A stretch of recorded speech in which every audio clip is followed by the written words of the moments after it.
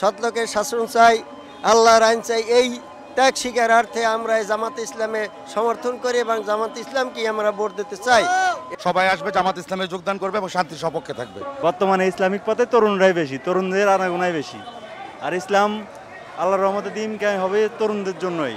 আমি পটুয়াখালী থেকে আসছি জামাত ইসলামের সমাবেশে এবং বাংলাদেশ যাতে সৎ এবং ন্যায্য এবং সৎলোকের শাসন চাই, আল্লাহর আইন চাই। এই ত্যাগ স্বীকারার্থে আমরা এই জামাত ইসলামে সমর্থন করি এবং জামাত ইসলামকে আমরা ভোট দিতে চাই।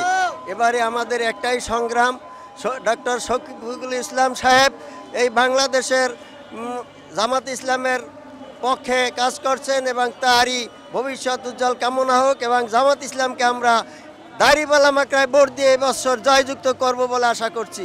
আমি সুপ্রিম কোর্ট বারের আইনজীবী, আমার গ্রামের বাড়ি নরসিংদী। আমি সুপ্রিম কোর্ট, আমার ওয়ার্ড নাম্বার কর্পোরেট ওয়ার্ড 3। আমি অ্যাডভোকেট মোহাম্মদ আলামিন, আমরা জামাত ইসলামের সমাবেশে যোগদান করতে আসছি। নতুন প্রজন্মের এটাই বলবো যে মানবতার মুক্তির একমাত্র পথ ইসলাম এবং মানবতার মহানায়ক হযরত মুহাম্মদ সাল্লাল্লাহু আলাইহি ওয়াসাল্লামের অনুসরিত পথে সবাই আসবে, জামাত ইসলামে যোগদান করবে এবং শান্তির সপক্ষে থাকবে। আমি নোয়াখালী থেকে আসছি, পড়াশোনা করে জাহাঙ্গীরনগর। আপনার হচ্ছে সব কিছুর জন্য আলহামদুলিল্লাহ, এত বড় একটা সমাবেশ তৈরি হয়েছে বাংলাদেশে, বাংলাদেশের ইতিহাসে বিরল, যা আমার বয়সে আমি দেখি নাই। সব কিছুর জন্য আলহামদুলিল্লাহ।